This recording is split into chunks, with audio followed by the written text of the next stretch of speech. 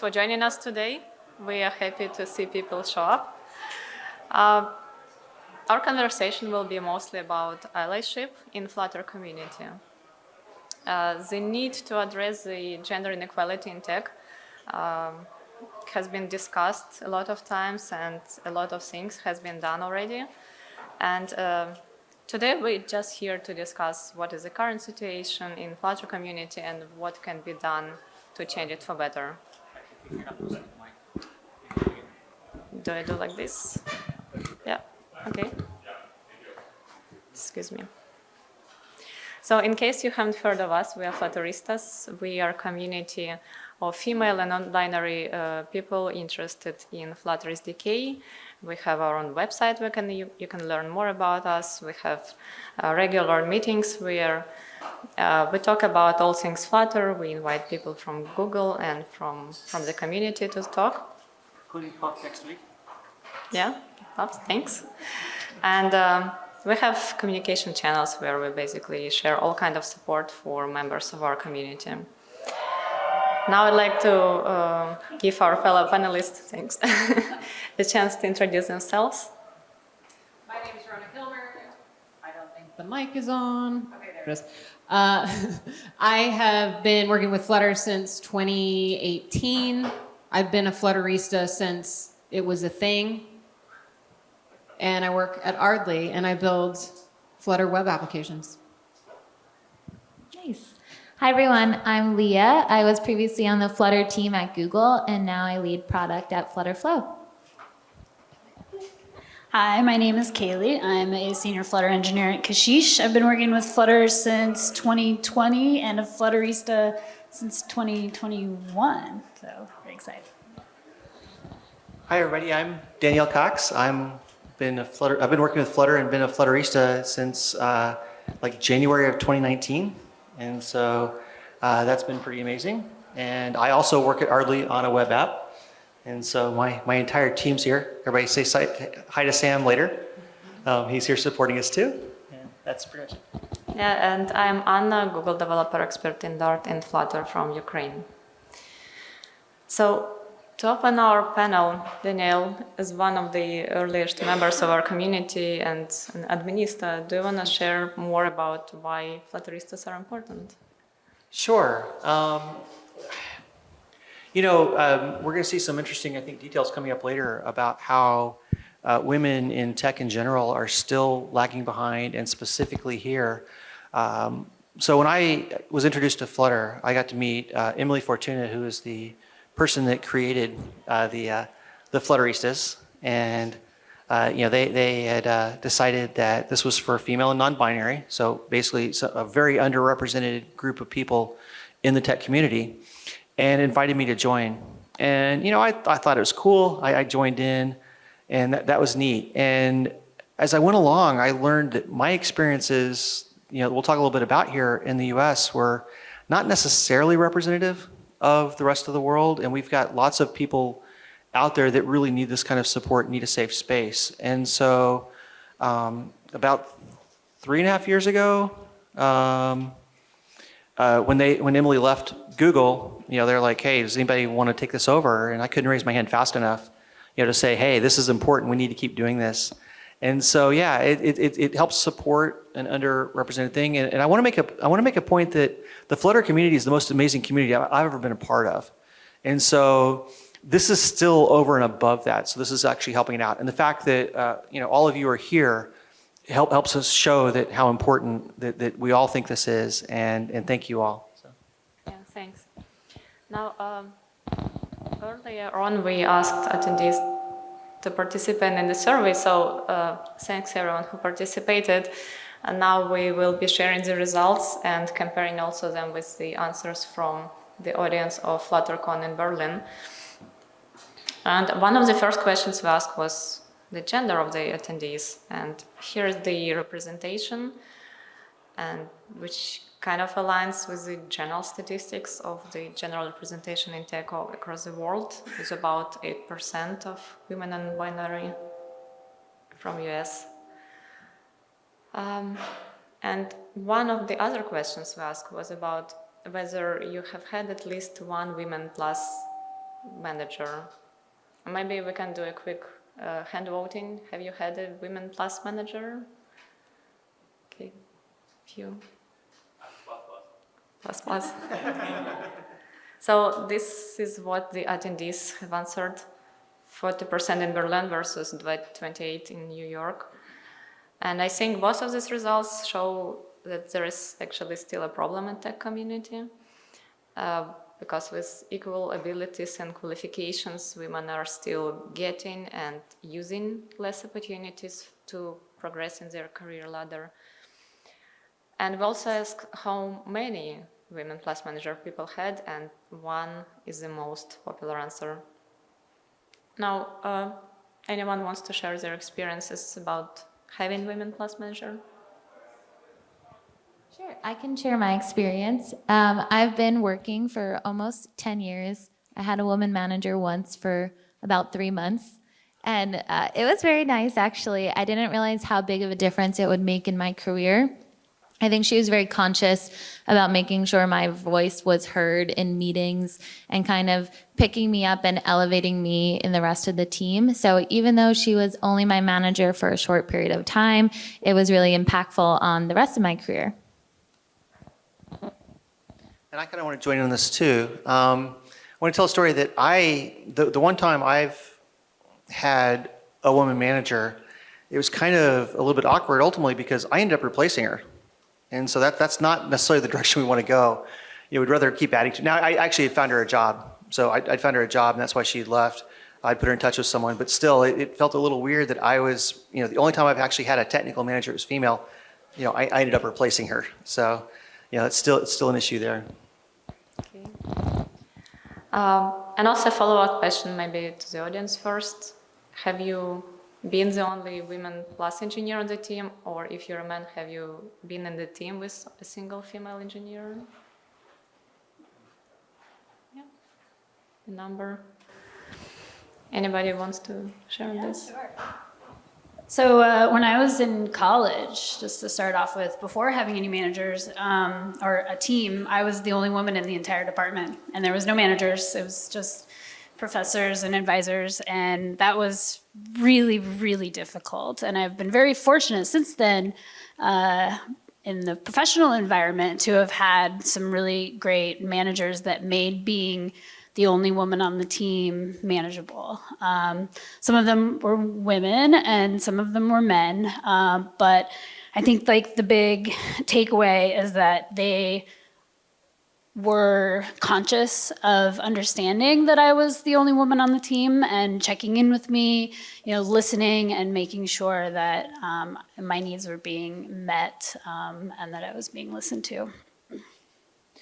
So I have a slightly different story where I've been the only female engineer on the team. I've also been the only manager on the team who was female, and I was managing a team of men. And I had luckily a very supportive boss. I had one issue with one guy who just could not take direction from me. But luckily my boss, who's a man, was my sponsor, my ally, and he backed me up 100% of the time and squashed this problem, and it was never a problem again. But it's not just about being the only engineer on the team. You can be the manager and be the only woman on the team and kind of face another set of challenges. Luckily, that's the one and only time I've had an issue with somebody challenging my authority, which I think was because I was a woman. Okay, we talked about some of the challenges. Maybe we can now talk about the solutions and allyship in particular. Earlier, we asked in this, have you mentored a woman plus colleague, student, or friend? And it's nice, 23% in USA and 35% in Europe. Well, I really want to thank everyone who is putting their time and effort in mentoring anybody. Now, with mentorship being kind of default answer to helping someone advance in their life, I wonder what are some misconceptions about allyship that you have encountered? I'll take this one too. I think one of the things people don't understand is that you don't have to be a leader or a manager to be an ally. You can be an ally as a coworker, a colleague, just by showing up, making sure people aren't getting interrupted, making sure there's space for people, making sure people are included. You don't have to be the manager of the team to look out for everybody. If I could add to that, to be mindful of what kind of help you're offering. It's very common for unsolicited advice to get rained down upon you. Often that advice is unhelpful, incorrect, and it's just not useful. And it ends up turning into being more work for me because I'm having to manage your unhelpful advice. So being an ally is also asking the person if there's ways that you can support them, get their input, find out how you can help them. And by simply asking and being there and, listening to their requests is one of the biggest ways you can be an ally. I'm actually jumping in here a little bit. I hadn't planned on answering, but I also want to point out the fact that since we do have a predominantly male audience here, you can also be an ally, not just at work. But you can be an ally at home by maybe freeing up some time for your wife or your girlfriend to be able to do stuff, by encouraging your daughters to explore technology, things like that. So there's ways to be allies outside of the workplace that are actually really important. So there is also a concept of sponsorship, which means to advocate, endorse, and champion someone's professional trajectory while they are not in the room. So we asked attendees, have they sponsored the Women Plus? And statistic is encouraging here, 48 and 57%. So I wanted to ask our panelists, what does sponsorship look for you? I guess I'll take it again to start us off. I think sponsorship is different from allyship in that it's not necessarily happening in the office or from a point of managerial leadership role. It can be somebody that's speaking up for you when you're not there. It can be somebody who sees a job ad and says, oh my gosh, Danielle would be perfect for this. I'm going to put her up for this position. It can be somebody at a conference or helping plan a conference who says, you know what, we need more women speakers, and I know just who would be perfect for this role. I'm going to invite them to speak. So it's somebody who's kind of promoting you when you're not necessarily around. It's not necessarily a direct interaction with you or you as an employee or a team member necessarily. And I want to jump in real quick and say, Greg, thank you so much for making this a priority. You're a great friend to the Flutteristas and women in tech in general, so thank you so much. Yeah. And one thing we talked about adding, and I think I want to go ahead and mention is, we have people that come and talk to us, and some of them are high up in different companies.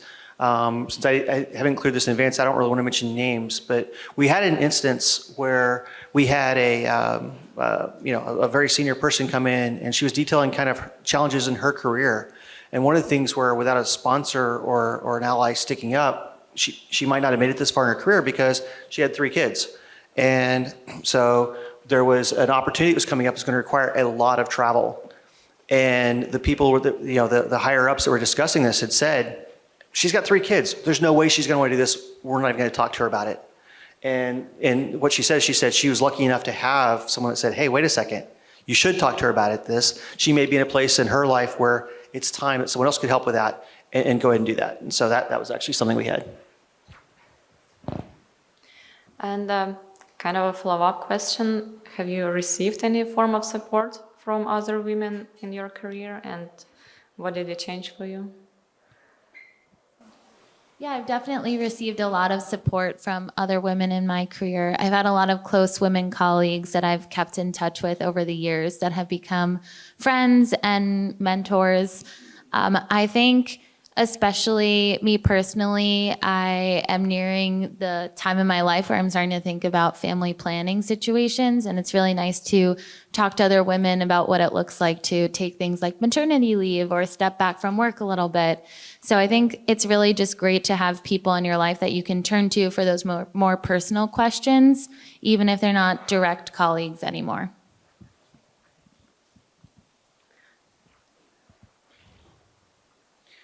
Okay, do we have a slide for the kind of where we're going next with the role Next. models? Next. Yeah, okay, exactly, yeah. Yeah. So, a little bit of a twist. We asked the audience, did you see female role models work while you were growing up, and whether this impacted how you see the role of women? Maybe Danielle? Yeah, sure. And just a little behind the scenes, we this is not scripted at all, but we have discussed kind of where we're going with it. So that's how we came up with the slides there. So yeah, I kind of wanted to talk about someone as one of the, if not the oldest person in this room, one of the oldest people in this room. And when I was growing up, and to discuss how it was, because I really believe if I could hop in that little time machine and go talk to myself, you know, as a girl and my, you know, my friends around there, if I were to say something as simple as, could you be a doctor when you grew up? That every one of us would have said, of course we could, that's not a problem. But I think if we asked the question a little bit differently and we said, you know, what do you want to be when you grow up? I think we'd be a lot more likely to say a nurse, because that's what we saw around us. And so role models are super important. And, you know, we've started to getting a few of them, but they're still, I mean, like at Fluttercon last year, all of the Flutter rooms were named for female pioneers. It was amazing. But and now we've got some, you know, we've got like, you know, the Hidden Figures movie came out and showed how important even women of color were to our space program. We had no idea that was hidden because it was, I don't know, maybe embarrassing a little bit to people or whatever that we'd made that big of a contribution. So I'm hoping that it's there. And now I have people that come up to me and say, you're a role model. You've done this. I believe I can do this now. And I think that that's just so important that we get out there and we try to do that. And so again, for our allies out there, I think that if you can help make sure that your daughters see female role models growing up and know that I mean, maybe they don't want to do tech, but if they do want to do tech, make sure that that's in their forefront and they understand that they can do it and they can be very good at it and you know, and keep that going. And I think that's how we break this cycle a little bit. And I think you actually had a story about that, yeah. Yeah. So I heard this on a podcast. I think it was Ezra Klein, and I just got such a chuckle out of it. He was telling a story about his son. They were having that question, that conversation that you have when they're about 6, like, what do you want to be when you grow up? And his son's saying all the usual things. I want to be a firefighter. You know, I want to train the whales at SeaWorld or whatever. And Ezra said, I think it was Ezra, said, well, oh, that sounds great. And, you know, what about, you know, you want to be a doctor? And the 6-year-old boy said, oh, I didn't know boys could be doctors. Because every one of his pediatricians that he'd ever seen in his 6 years of life had been a woman. It didn't occur to him that he could be a doctor. So this kind of flips the paradigm on its head. But it illustrates the point that it matters. The role models that we see matter. It matters that they look like us, that they behave like us, that we can identify with them, right? Representation matters, like, for everybody. Another question from the survey. Have you ever felt invalidated because of your gender? Maybe we can once again do a quick round of hands. Okay. Mostly women. And here are the stats from the audience. So at least here the US has done better. Yeah.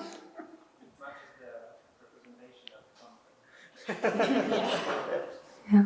So I have a fun incident in my career. I was working on a big project. It was myself and another man. And at the next company, All Hands, after we'd completed the project, the male partner of mine, got awarded the Superstar for the month for doing this project. And he accepted full credit for the project that we worked on together. That was actually my idea to begin with. And I got nothing. And he was completely happy with taking that credit. And it was just assumed by everybody that that was his thing. And obviously I was upset, but the damage was done. It was accepted publicly. It was there. Anything that you do as a woman beyond that and be like, no, this is mine. I did this too. You get treated as, being crazy or, emotional or all those things. And I opted to handle it privately with my manager. And the one thing I will say that I really appreciated, and I think a lot of this goes a long way because I had a woman manager, was that she was really open to letting me lead the way on how to handle it with what I felt was comfortable. I think oftentimes, there's just a box solution out there, a boxed way to handle it, and that's not always going to be the most appropriate solution when things like that happen. And having a woman manager that was willing to listen to me, make me feel heard, and then most importantly, make sure that that didn't happen again. Yes. Took that invalidation and turned it around for me, which is awesome.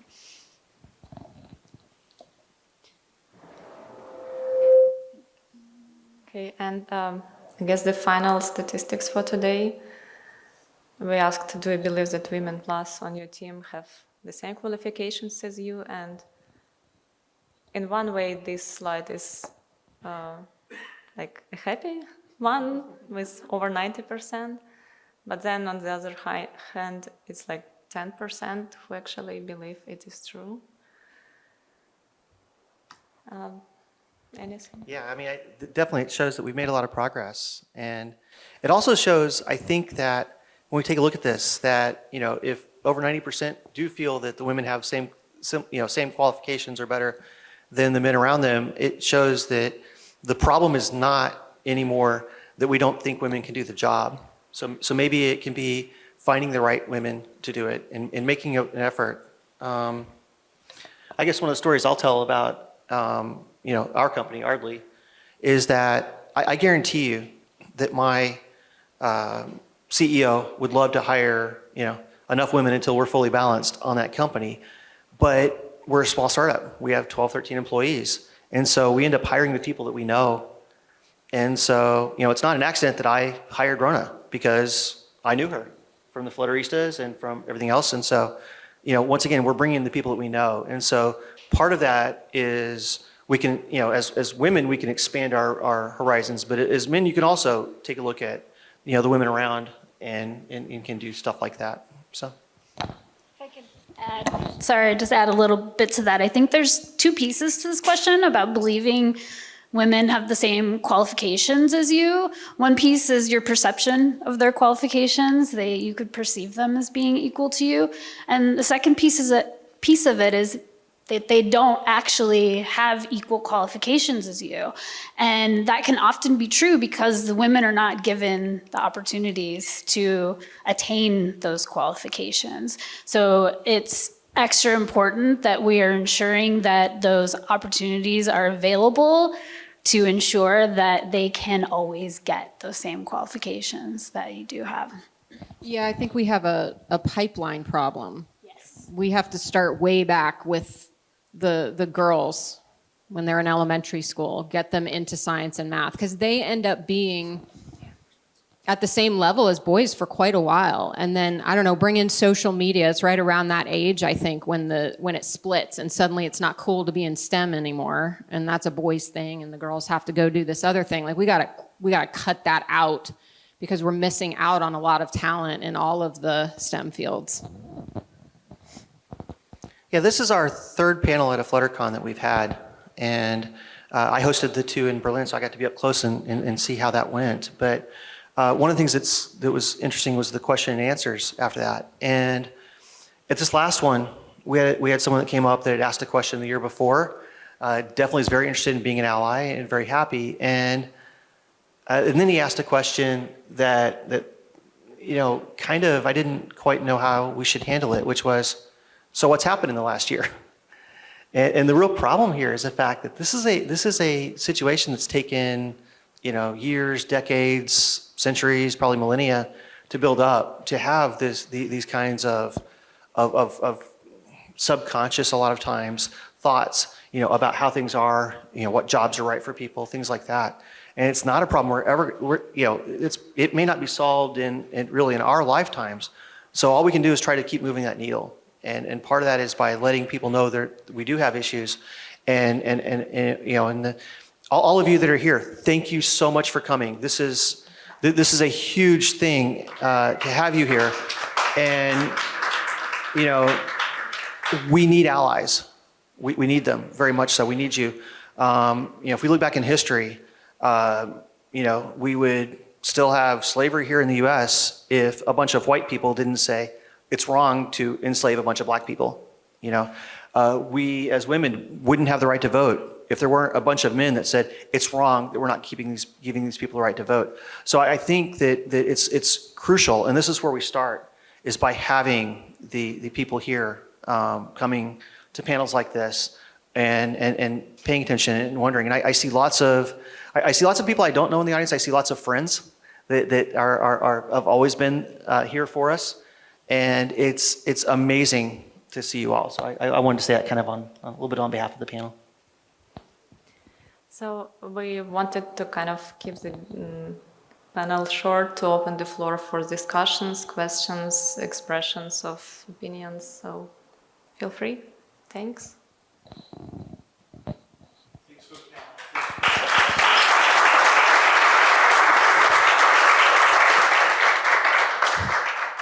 Okay, in Berlin, the questions went 20 minutes long after we were totally out of time. Are you all going to let Europe outdo you this much? Yeah. Here. So when you look at this for the whole panel, when you look at these results, Yeah. We got someone's question. when you look at these results, does anything surprise you, and/or do you have an emotional response when you see these numbers? Do they positive or negative? I'm kind of bummed out that Berlin is beating us. Like, there's a competitive side to me that's like, come on, guys, like we can beat out Berlin. Let's get this done. Next year, let's surpass them. Yeah, there's definitely some high-level American exceptionalism in there in my brain where I'm biased and I'm like, oh yeah, we're definitely gonna beat Berlin. No, that was hard. Yeah. And I'm going to jump on that same exact thing. I said that how the Flutteristas, when I joined them, it helped open my eyes to how things are. I mean, I really did think that maybe I was a little more sheltered as an American, that we had things better. And I think maybe we sort of do. But it's amazing here at this conference to see a lot of these answers that say that it's, I thought we'd be, Europe hands down on it, that we'd have been a lot better off. And so, and I'm guessing that a lot of these answers are probably not by people that are in this room right now, but it's important that we get answers like that and we get data and we learn. And I think it's pretty cool that we could compare New York numbers against Berlin numbers. Now, the New York numbers are a lot smaller. We had a lot more people in Berlin.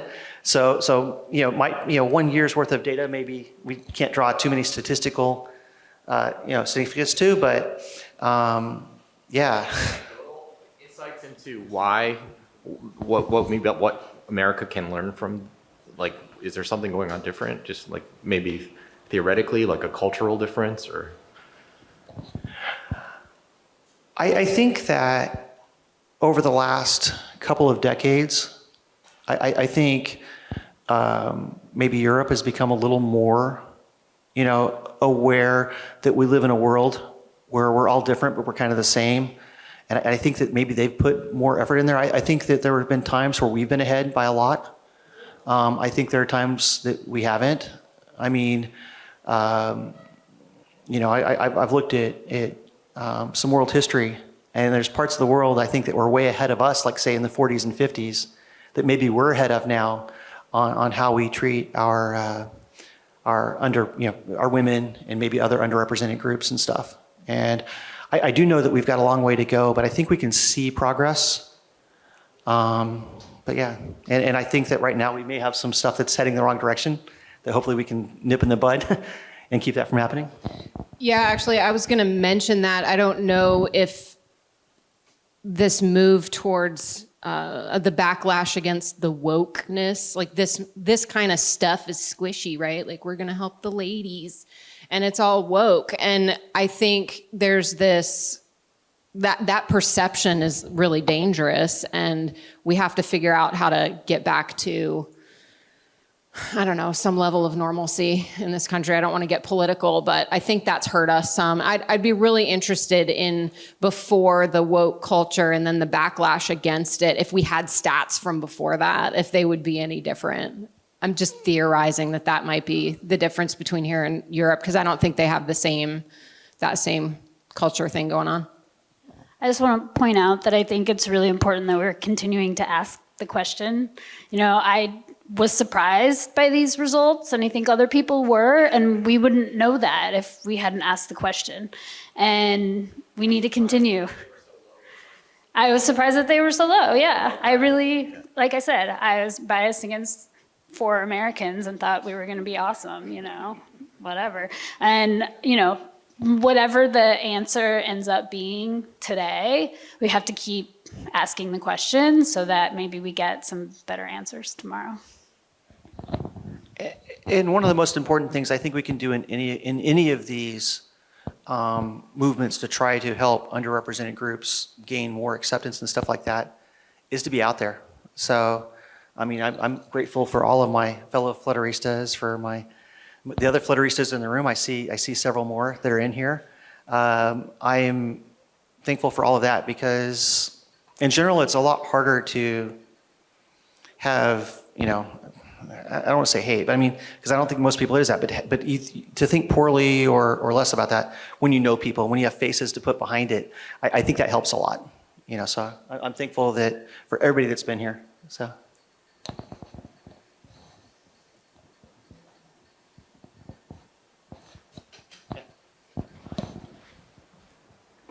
Hi. I have a really young daughter, and I would just like to know if you have any practical tips for me to help her to, you know, to grow into whatever she wants to be and not silo her, you know? I think oddly, even though I have no kids, I have the most kids experience up here. I'm the oldest of 8, and I have 13 nieces and nephews. We have six boys and seven boys, 6 girls. That's 13. Yeah. Exposure. Make sure, you know, when we talk about representation mattering, that's where it is. As to Rona's story about Ezra and thinking, you know, that all the doctors were women. Those are the things that inspire kids. They mimic what they see.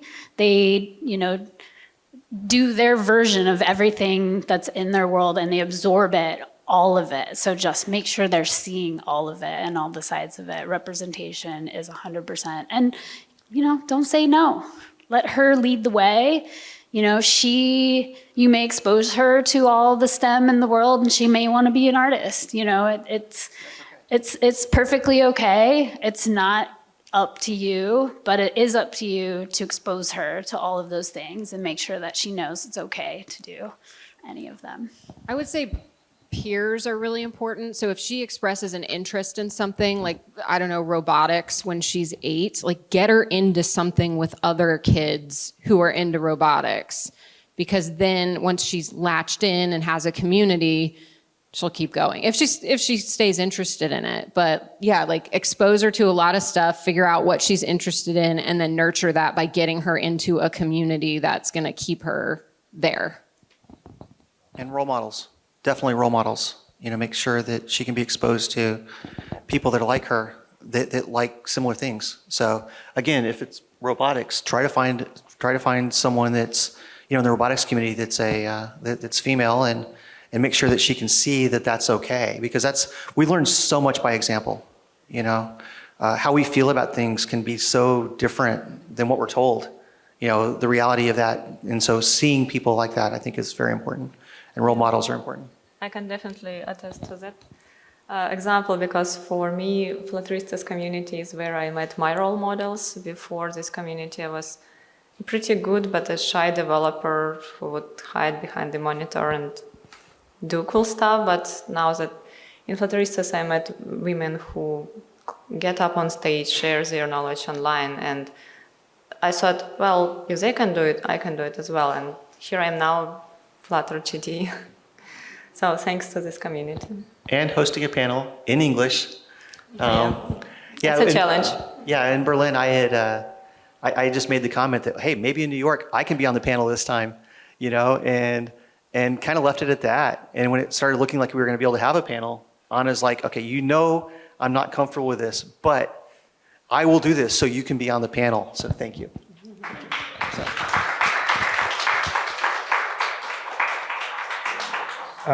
So how can you, again, I don't want to get it too political like Rona mentioned, but is this false narrative and misconception out there about, whether you're a woman or a person in a minority group, you could work as hard as other people and you're still considered a DEI hire. So how do you combat against that false narrative that even like top leaders out there like push it down to us and it kind of like pollute the conversation as opposed to like, again, opening doors and being an ally and helping out others. This narrative gets spread around like being a DEI hire. So how do you combat against that? Yeah, so I was on the DEI committee at another company, a much bigger company than I'm at now. And while I don't consider myself a DEI hire per se, being on the DEI committee and having a lot of insight into how the company did hire was eye-opening. And I think that as the person being hired, there's only so much you can do. But finding allies and being part of that conversation is where we start to change that narrative. Being on the DEI committee, I was faced with situations where I had a face-to-face throwdown with the CEO over the hiring choices and you have to be bold sometimes and you have to put yourself at risk and it's really scary. But when I happen to be in a position where I could do that with a little bit of safety. Not everybody is gonna have that safety, and that's where your allies come in. That's why you talk to each other, find out how I can support you, what I can do. We know as women and underrepresented populations that we have to work that much harder to prove ourselves, that we deserve to be in the room, we deserve to do the same things. And that gets exhausting. There's only so much you can do. So finding your allies, finding your sponsors, finding your mentors, doing those things, find a space to be bold. Love that. I would just add that your opinion of me is none of my business. So if somebody thinks I was a DEI hire, I don't care. I'm going to prove you wrong. I've got the skills. I've got the experience. I'm going to go out there and do it. It's easy for me to say that. Not everybody has that mentality, but what's my responsibility now is to see the other people around me on my team who need to be propped up in that same way. One of the examples I was a middle manager managing several technical teams, and I was in meetings all the time. That was my life. I hated it. It's much better now. And there were several people on my team who were just more subdued and weren't as bullish and about getting their opinions out there, but we needed to hear what they had to say. They had expertise. And anytime they got interrupted, they would let themselves be interrupted. And as an ally myself, just because I'm a female doesn't mean I can't be an ally for anybody else on my team, I would say, hold on, Susie was saying something, I want to hear what she has to say. So not caring, number one, and then find your allies, be an ally. And then eventually this will go away, hopefully. It's one of those things like progress, not perfection. We'll get there eventually. You just have to have enough people to get the snowball going, right? And then we'll hit a tipping point and it just won't be anything that's tolerated at some point. Just the sooner the better, folks. And like I said, being one of the older people around, one of the things that kind of sticks with me is we had a politician a few decades ago, Ann Richards, and she'd made a comment, and I guess I probably do need to explain it because we got a bunch of young people and a bunch of people that aren't necessarily Americans. There was a famous back in the 40s, 50s, whatever, a dancing couple, Fred Astaire and Ginger Rogers, that were they were beautiful to watch and everything. But anyway, one thing that she had said at one point was that Ginger Rogers had to do everything Fred Astaire did, but she had to do it backwards and in heels. So, you know, there's a little bit of you don't give them a chance to really feel that way. You know, if they're really looking at it, you have to, you know, it's not fair, but we have to work harder and do better sometimes just to get in and get over that. And it's, you know, that's. Yeah, please. I have a question about collaboration and communication at work, especially. So in the American work system, basically employees have to go through sexual harassment and things like that, which generally is for every gender, right? And I'm fortunate to have a very good friend that trusts me, and sometimes in our communication, she tells me, do you know these things you're saying is offensive? And I think back to it, like, I know that she says those things because she trusts me, but when I think on the things that she says are offensive, they are usually things that are not offensive to my male friends, for instance. So just coming from a war where I would say men are usually, they don't really pick up on some things. For instance, I might be reviewing a code with my male friend. I was like, bro, this is a very dumb implementation, right? But sometimes when we get too intimate, we say those things. So I was just wondering, would it be beneficial to have like something similar to like not sexual harassment, but just understanding the other way to approach different groups, like in a video form or whatsoever form that could benefit like every company? That could be like a company requirement for everyone to go through, like understand how to talk to others. I definitely think that diversity is like hugely important. I gave a talk at the first Flutter Vikings, the virtual one, on why that kind of stuff is important. And one thing I do want to kind of point out is not everybody that does something offensive, or not everybody that does something discriminatory, is doing it on purpose. You know, I think a lot of us around here we all mean well, you know, and maybe we just haven't seen it from someone's perspective. Maybe an example I could think of is Kobe Bryant, the basketball player. One time he was going off the court and made a homosexual slur to someone, and that got caught on the mic or whatever, and he got in a lot of trouble for it. And they made him go talk to, you know, some gay people to find out, why did this hurt? You know, why is this a painful thing? And for the rest of his life, he was a huge ally. And one of the things which I think is a wonderful thing, that we can have people that can learn, and they may stumble, and instead of slapping them down too hard, if we make them, you know, if we can find a way to help them understand why that was hurtful and what it was, I think we've got a much better chance of creating an ally in the future. But the other thing that's a little bit on the downside of that was, I think every time he would, you know, tweet something about, that was pro LGBT or something like that, after that, there'd be people that beat him down saying, hey, look, no, you're the one that said this in the past. And so we need to admit that people can learn and grow. And I think we do need to give people a little bit of the benefit of the doubt. Yeah, that kind of goes to cancel culture, right? Like you only get one mistake and then you're done. Like you're canceled. And I think we need to be better about granting a little bit of grace if we want people to learn. And if they say they're sorry and learn from it and move on, like let's let them do that. You can't keep throwing up the past in their face. But to your point, I think content like that would be great. Of course, it differs a little bit. It's going to differ a little bit for every team and for every company, right? And so I don't know how you could do it. There's the obvious sexual harassment stuff, that content exists, but there's subtleties around what a group of people are willing to accept as part of their team culture and what they're not. And that's just a part of being human and working with people and accepting that if they say, hey, I didn't like that you said that.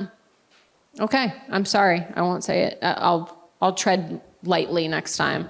And it could be about anything, right? Like maybe you made a mom joke or something and they got upset. It's just, we have to figure out what these barriers are, and we have to trust each other and and tell people what our boundaries are and just learn from that.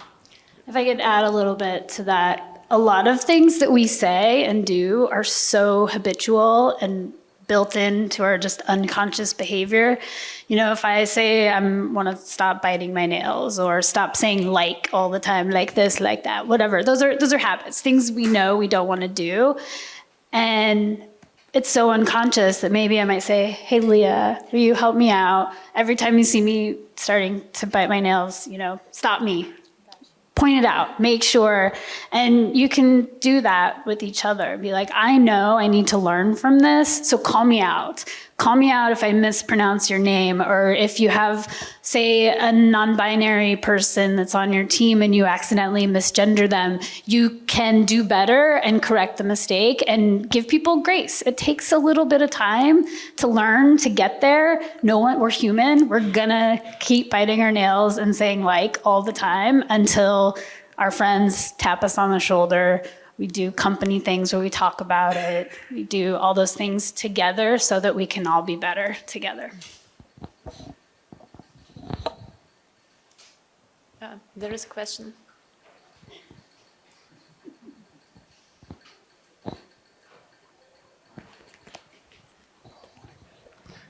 Hi. First of all, thank you so much for what you're doing here, especially Danielle. She's been doing an amazing job both in Berlin and here and in general.